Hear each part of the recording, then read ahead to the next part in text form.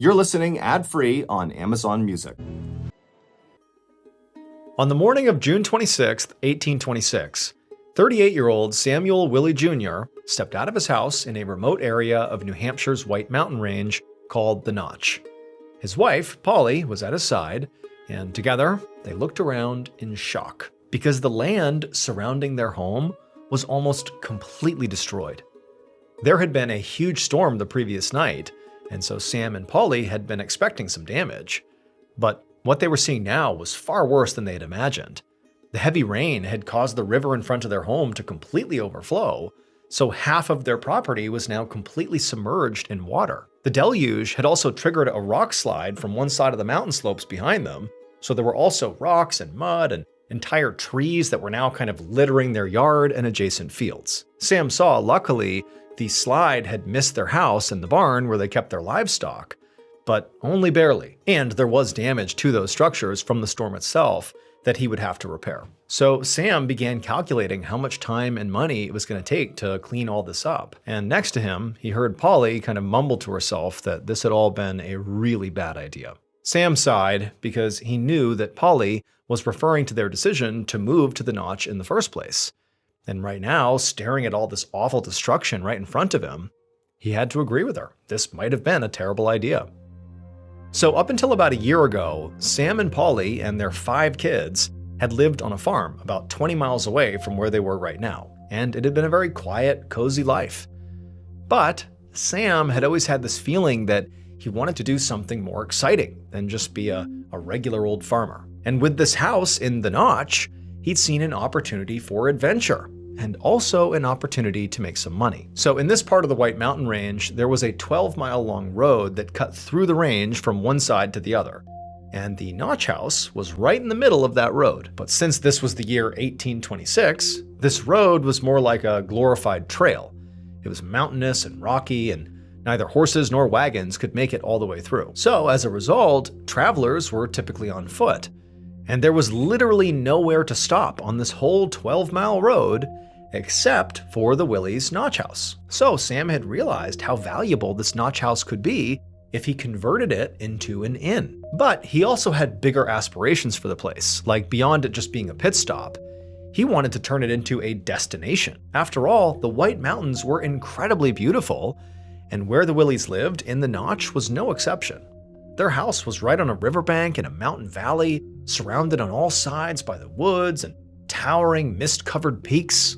It was all honestly breathtaking. And as soon as Sam had seen it, he knew that it could be a famous destination for poets and authors and artists because it was the kind of place people would write songs and books about. I mean, it was perfect. But so far, his dream, of coming out here to the Notch house had been a lot of work. The house was large, but really old, and it had been abandoned for a while before he and his family got there, so it was in really bad shape and quite dilapidated. Sam had hired 2 men to live on the property and help him fix it up, and they'd already done some work to expand the house and the barn to accommodate more travelers. But Sam knew he still had a lot to do before the Notch house became some kind of artist's retreat. And now, with this extensive damage from the most recent storm, he had even more things to fix, which he also had to admit was actually the least of his problems.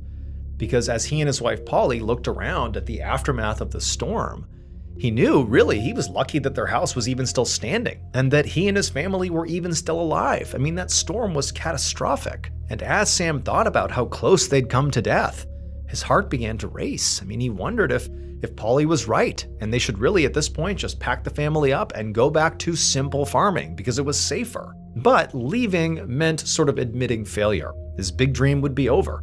There would be no artist's retreat, no tourist mecca. He would not be some creative benefactor. He'd just be a farmer. So he took a deep breath, and then he asked his wife to please give this place one more chance. He promised he would do everything he possibly could to not just repair the property, but also make it safe and secure so it could withstand whatever the mountain threw at them. And Polly hesitated, but ultimately she believed in her husband, and she nodded in agreement. For the next 2 months, Sam and his 2 hired workers worked practically around the clock repairing the damage from the storm. They fixed up windows and shingles and cleared away all the debris, which took forever. And then once all the repairs were done, Sam continued working, but now he focused on improving the property. As the weeks passed by, he worked very hard to build his family a very secure home so they'd be much safer against future storms. He reinforced walls and built a whole new roof and mapped out disaster scenarios so that he and his family would always be prepared. One disaster scenario that he was especially concerned about was the large boulder that was right behind their house. He was worried that if there was another big rock slide, that boulder might just topple onto them and crush them. And he and his workers soon realized that they couldn't actually move the boulder. It was just way too big. But in the end, they found a very creative way to make sure it would not be dangerous. And while Sam did all this work, he started to feel a lot better about everything. Each security measure he put in place was proof that he didn't have to sacrifice his ambitions for his family's safety. He could have both. A few weeks later, on the night of August 28th, Sam Willie stood by a downstairs window watching another wild storm rage outside. Heavy rain pummeled the glass, and Sam could hear powerful wind battering the sides of the house. It was pitch black out, but every now and then there was a burst of lightning that would light the whole valley up for a few seconds before it went dark again. Each time this happened, a crash of thunder would follow that was so loud it shook the house down to its foundation. Behind Sam, Polly, along with their 5 kids and the 2 men that were working on the property, were all sitting at the kitchen table. And Polly and the kids in particular were very scared, and the whole group were reading Bible verses, in these kind of frantic hushed tones, like they were trying to, will the storm to be over and to cling on to their faith, to pray that they'd be okay. Sam could hear the fear in his wife's voice, and he really couldn't blame her, because this was quite possibly the strongest storm that either of them had ever seen out here. It was even bigger than that one that completely destroyed their property over the summer. The rain seemed impossibly powerful, coming down so hard and so fast that the river had already overflowed. And each time there was a burst of lightning, Sam could see the water levels were getting higher and higher almost by the second. And so Sam was admittedly quite scared himself. He tried to keep that in, but his heart was racing and he was really anxious. But he told himself that this was the moment he'd prepared for all summer long. I mean, this was it. He had done so much work to make sure this was a safe place during storms. And he felt like they'd be okay. But at the same time, the deafening sounds outside and the terrified voices of Polly and his kids were making it really hard to believe that was actually true, that they were really okay here. So for a little while, Sam just kept looking out the window, listening to his family behind him. But then eventually he turned around, and as calm as he could, he told them all to go to bed. It was going to be fine. He would stay up and keep watch. Polly, who was visibly still very scared, nodded and got up and went off with the kids. And for the next few hours, Sam stayed at his post by the window and watched the storm. And for the most part, there wasn't a whole lot of drama. I mean, it was very loud and windy. It was obvious the river was flooding. I mean, there was going to be damage tomorrow, but Sam was thinking that, maybe we're going to get through this thing. But a little after midnight, Sam heard this sudden, extremely loud banging sound outside, and he froze because he knew it was not thunder. It sounded more like an explosion. Almost immediately, Sam knew what it had to have been. The barn must have collapsed. And thinking that this storm had just taken out an entire building that he had reinforced for a storm, turned Sam's worry into outright panic. And so Sam screams for his wife and the workers and his kids to wake up, that it's not safe, get away from the windows, we have to find cover. And so for the next few seconds, the family and the workers, everyone's frantically scrambling around, trying to find a safe spot, but they don't know where it is. But as they're sort of navigating, trying to find the right place to go to weather the storm, Sam heard an even louder bang, and then there were screams all around him, and then he felt himself go airborne as a heavy object slammed into his back.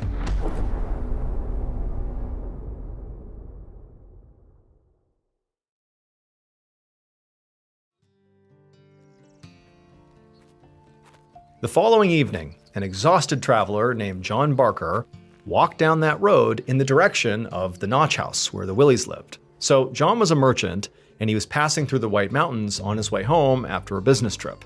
And he had made this trip many times before. He knew the road, but the road currently was flooded and there was rock slides and damage everywhere, so it was quite slow going and pretty miserable. But he knew at the halfway point was this house, the Notch House, where Sam Willie and his family lived, and they were looking to convert their house into an inn for travelers, and Even though it wasn't fully established yet, John knew he could very likely get into that house, have a hot meal, rest a little bit before he made the rest of his journey. But when he finally rounded the corner into the valley where the house was, he just froze because the area was a complete disaster. The river had clearly completely flooded, and now half the land in front of him was just underwater.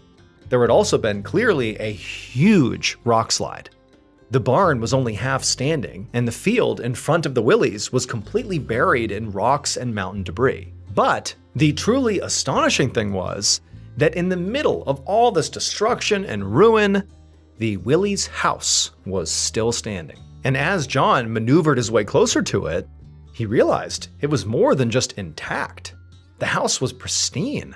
There wasn't a single thing broken or out of place, not even a window. Relieved and a little amazed, John hurried right up to the entrance and knocked. But no one answered. So eventually he just opened the door and poked his head in and called out to Sam. But he didn't hear anything. No sound of a reply and nobody moving around inside. So John tentatively stepped all the way into the house and just kept calling out to the family as he walked from room to room. But he quickly realized the house was completely empty. It was also a mess. There were clothes scattered all over the floor and beds, and sheets had been yanked around and were messy, and the Bible was wide open on the kitchen table. John stood in the middle of the home trying to work out what could have happened here. The mess suggested that, clearly the family had been here somewhat recently, but had left in a hurry. So John guessed they must have gone down the mountain to wait out the storm somewhere else, either at a neighbor's or the tavern, miles away at the end of the road. And since the Willies were not here to allow him to stay, John needed to figure out what he was going to do. He didn't really like the idea of still sleeping in the home without them here. But he really had nowhere else to go. And it was almost nighttime, and he could barely manage the ruined road during the daylight, let alone during the dark. So even though he felt kind of bad about it, he picked a bed and tried to get some rest. But just as he began to drift off, he heard a deep, guttural moaning sound coming from somewhere outside the house. John immediately woke up and rushed over to a window, but he couldn't see anything. Night came really fast in the White Mountains, and it was almost completely dark outside. He waited to see if he would hear anything else, but he didn't. So he decided he must have imagined the sound and turned to go back to bed. But as he did, the moaning started again, and this time it was louder. John gasped as a terrible thought occurred to him.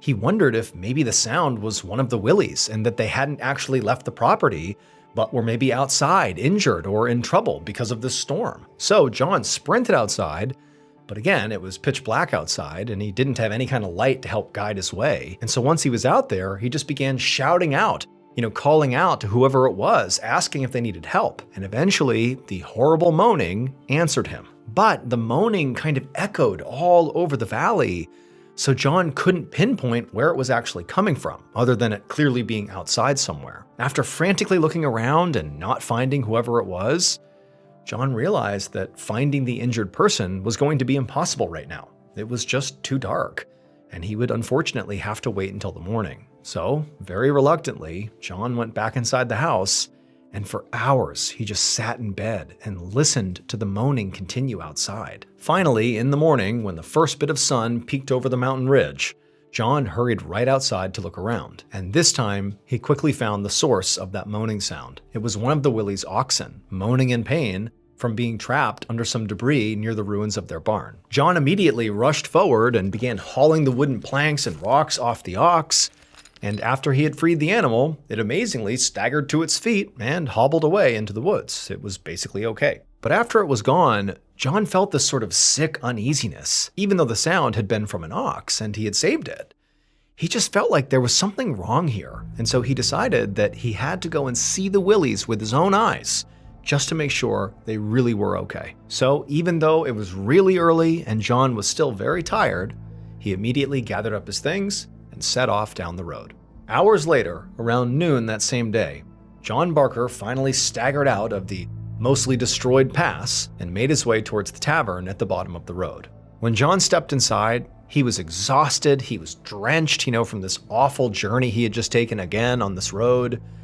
But more than that, he was really worried about the Willies, because as he made that trip down the road, he saw neighbors' homes along the way and kind of expected to see the Willies in one of them. But no, the Willies were not in any of the neighbors' homes, and in fact, basically none of the neighbors were in their houses either. They were all basically in this tavern. It was like everybody who lived on this road had come to this tavern because of the storm. But when John looked around the tavern, he could tell the Willies were not in there either, and this made John's stomach drop.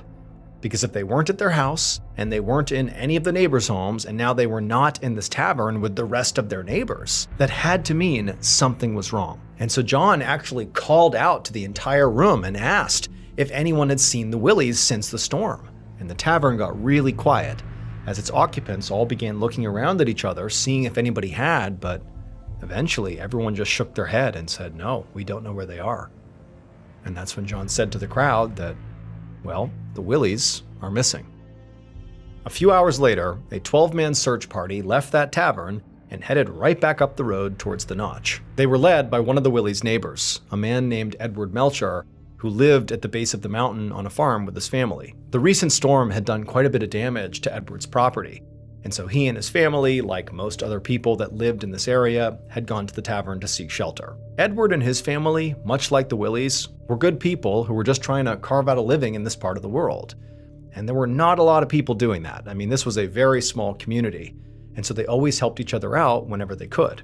And so this was no exception. But as desperately as Edward and the rest of the search party wanted to get to the Willies' property and find these people, it took so long to navigate the road that by the time they actually got to the property, it was after midnight and really too dark to look for anything. So they just went right into the Willies' house to wait until morning. Once he was inside, Edward could see, the home really was just as John described.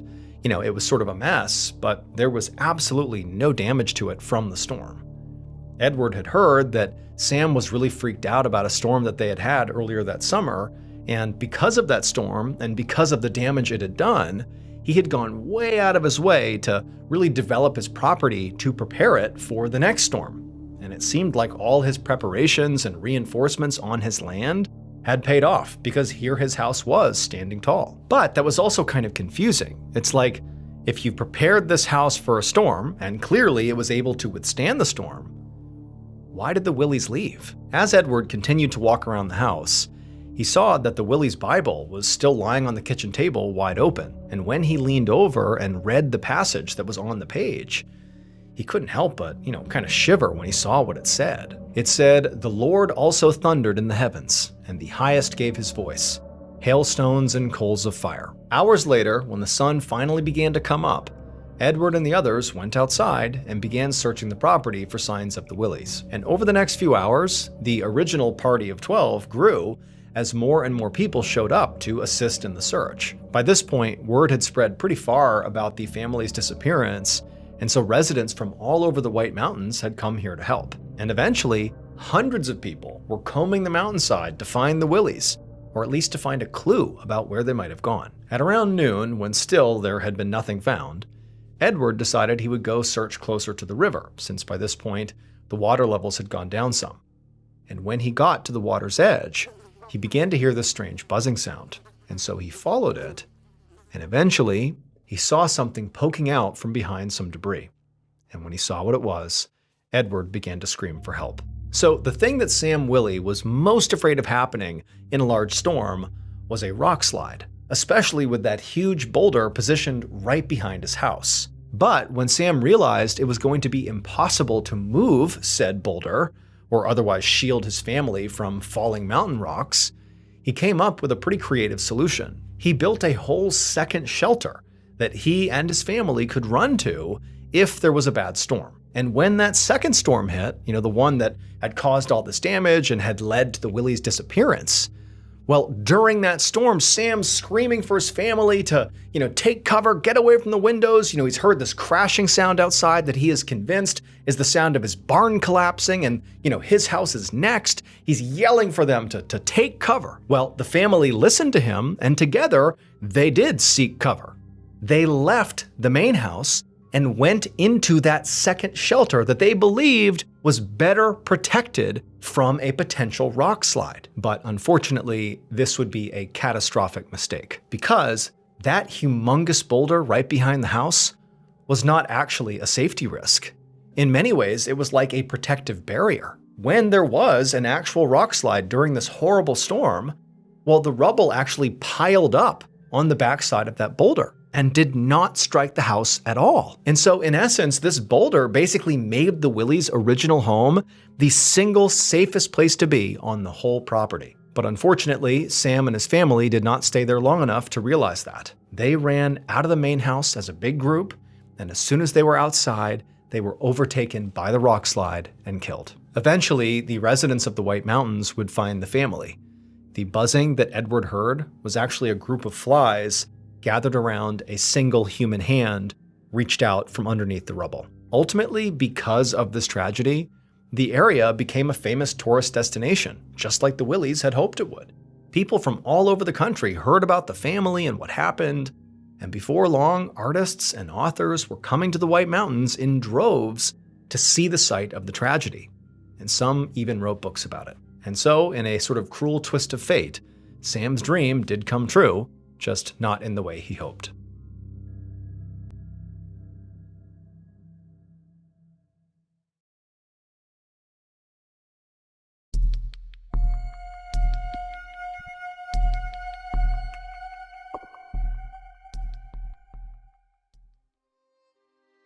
On one of the last nights in December of 1678, Marie Bosse sat at a large table at a friend's dinner party in the city of Paris, France. The table was crowded with other party guests, and they were all listening to Marie as she told story after story about her life and her career. So Marie was a fortune teller, which meant, at least according to her, that she could read people's futures, usually by reading their palms or using crystals. And Marie was actually quite good at doing this, in the sense that whenever she told someone what their future was going to be, she typically was right, which was why, out of the 400-something fortune tellers in Paris at the time, she had some of the best and most important clients in the whole city. People like royalty and wives of very high-up government members and other very wealthy people of high society. And it was a big deal for Marie to even be in the same room as some of these kinds of people, because she did not come for money. Actually, there was a time where she almost had to live out on the streets, because years ago, when her husband died, she was left alone with her 3 kids and really no way to provide for them. But she'd worked very hard and actually ended up thriving. Her kids had grown up, and she turned her fortune-telling talents into a real business. She'd been so successful that she really was maybe about 3 clients away from being able to retire. And Marie was not one to just sit back and let those clients magically find her. She was a self-made woman and knew it was very important to go out and find those clients herself. And so that's why she was at this party now. It was being hosted by a friend of hers who was also in the fortune-telling scene, and so many of the guests at this table were new potential clients that Marie really hoped to impress. So that's what Marie was trying to do now, to try to be very impressive. She was telling the other guests all these incredible tales about working with the rich and the famous. But the problem was, in addition to these fabulous stories she was telling, what was also coming through very clearly to the audience was that Marie was very drunk. So Marie was loud and talkative in general, and that extroverted attitude really helped her get clients typically. But when she got drunk, she was even more talkative than normal. And sometimes it also made her a bit inappropriate. Right now, though, she felt like she was on a roll, because her stories were drawing gasps and laughs, and the guests were pushing her to tell them more and more. But there was at least one person in the crowd that seemed bothered by what Marie was saying: the hostess of the party. The hostess kept silently glaring at Marie from the other end of the table. It was like she was silently trying to tell her to shut up. But Marie figured she knew why she was acting that way. I mean, the hostess was also a fortune teller, and so she must just be jealous. Marie's getting all this attention and potential new clients, and this wasn't even her party. Like, she just got to be jealous. So Marie ignored the glares and just kept on talking until dinner was over. And then after that, the party ended, and Marie staggered off to bed. When Marie woke up the next day, her head was absolutely pounding, and her stomach was in knots. I mean, she was severely hungover from drinking the night before. She didn't remember a whole lot about what had happened the night before, but she did remember telling a lot of stories. And she remembered that while she was telling these stories, the hostess was angrily glaring at her the whole time. And now that she was sober, a terrible thought popped into her head. She wondered if she'd said or done something that was embarrassing. What if the table wasn't laughing with her? What if they were laughing at her? And what if, the hostess glaring at her was some sort of signal to stop because she was hurting herself? And so this thought that, somehow she had done real damage to her reputation, her career, from being too drunk, continued to weigh on her throughout the entire day and into the following evening, until that night when she was in her kitchen making some dinner with her adult daughter, and there was a knock at her door. Marie hurried to open it up, and when she did, she found a young woman standing on her front steps. The woman seemed incredibly nervous and kept fidgeting and smoothing her hair, and she told Marie that she had gotten her name from someone Marie had met at that dinner party and was hoping that Marie could help her. And when she heard this, Marie smiled and exhaled out all the tension she'd been holding up over the last day. This was a huge relief to Marie. It was proof that the dinner party had not been a total embarrassment, despite the hostess glaring at her the whole time.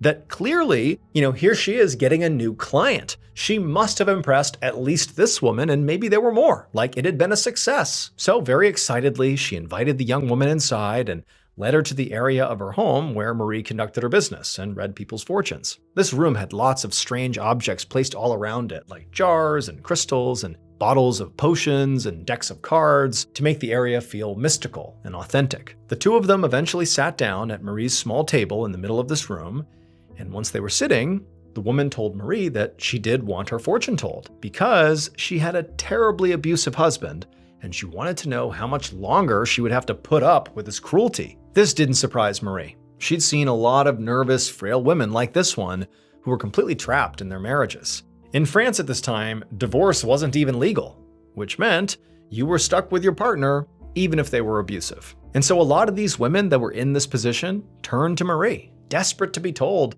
what the rest of their lives looked like, and if their lives would continue to be terrible and hard because of their partner. Marie knew that really what these women were looking for was control. They hoped that if they just knew what their future looked like, even if it was bad, they could somehow do something to change it. And so Marie, she reached out and she grabbed this woman's hand and she turned it around and she began to study her palm. Marie was trying to get a sense of what the future held for this woman by reading her palm. And pretty soon, Marie got this feeling in her gut. She felt sure that this woman actually was going to be okay. And Marie told the woman that her husband's abuse would end soon. Then she gave her some tips on what to do in the meantime. The woman was visibly relieved and thanked Marie profusely, and then when she was gone, Marie smiled. Not just because she had helped this woman, but also because, after this job, Marie would only need 2 more clients before she had enough money to retire. A few days later, on January 4th, Marie woke up to somebody banging on her door. She figured it must be a very desperate client, so she rolled out of bed and started walking to go answer it. But before she could get there, the door flew open and the Parisian police poured inside. Marie staggered back and just stared at them in complete shock. She had no idea what they were doing there, but they immediately just grabbed her and said she was under arrest. Marie screamed in protest and said there had to be some mistake here. She hadn't done anything wrong. And when they didn't listen to her, she got furious and demanded to be released. She told them that she was Marie Boss, and she had friends in high places like Parliament and noble circles. They could vouch for her and say that she was an honest person who just worked hard and was good for her clients and good for the city. But as she was ranting and raving, one of the officers stepped in front of her, and without reacting to what she was saying, they just showed her an object that Marie instantly recognized as having come from her fortune-telling room. And at this, her heart sank and she stopped struggling, because Marie knew that she was now in very, very big trouble. And if she was in trouble, then so were many, many other people in Paris. After Marie was arrested, she was brought to a prison in Paris called the Bastille, where she was interrogated by torture. And since Marie was already a talker, she quickly told the police everything they wanted to know. And after Marie did that, all hell broke loose. Hordes of police officers fanned out through the whole city, charging into homes and businesses all around Paris, arresting civilians, business owners, and housewives. Then they flooded the hall of the city's government and demanded high-ranking officials in parliament surrender their wives to authorities, throwing the Parisian government into absolute chaos. And even after all of that, the authorities still weren't finished.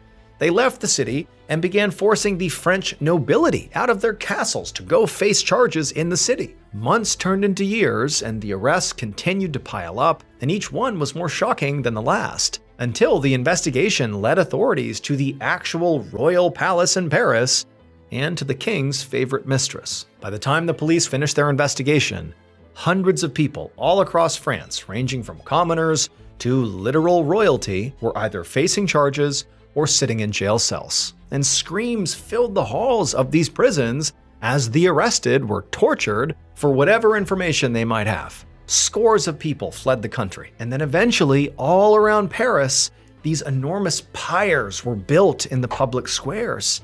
And one by one, dozens and dozens of people were led out to these pyres, strapped to the poles in the middle of them, and then burned to death in front of thousands of Parisian spectators.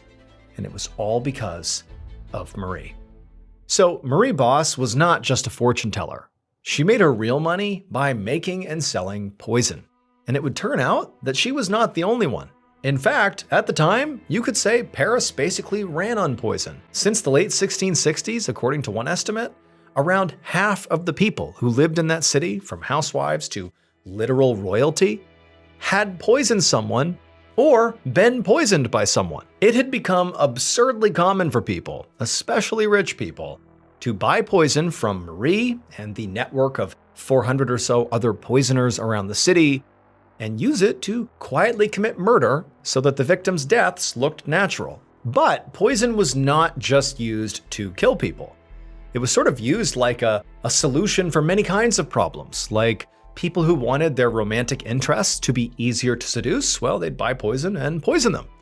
Or people that had abusive or unappealing partners, they would use poison to make them sick and bedridden, because remember, they can't get divorced. So if you're stuck with somebody and you don't like them, well, just poison them. It was also alleged that King Louis XIV himself was poisoned in non-fatal doses by his mistress, who wanted to make him easier to manipulate. Poison was even used for entertainment. One duo of poisoners baked deadly substances into cakes and handed them out to unsuspecting patients at a local hospital just to see what would happen. The poison affair, as it came to be called, was without a doubt at the time Paris's biggest and best kept secret, until Marie went to that dinner party, got really drunk, and let it slip. That night, Marie told stories of poisoning people, and people thought they were so funny because they didn't believe they were true. But one of the guests saw that the hostess of the party looked furious at Marie the whole time Marie was telling these stories.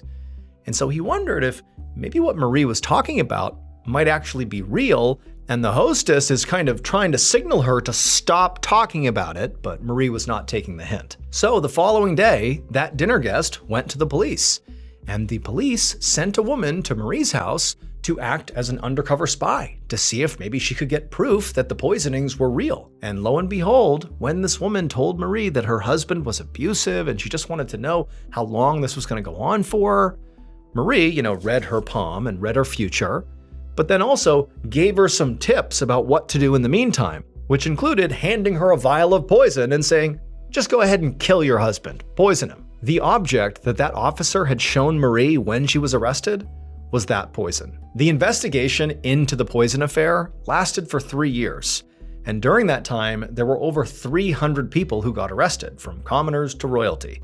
23 of those people were banished, and 34 people were executed, including Marie Bosse. She was actually the first person to be burned alive on one of those pyres.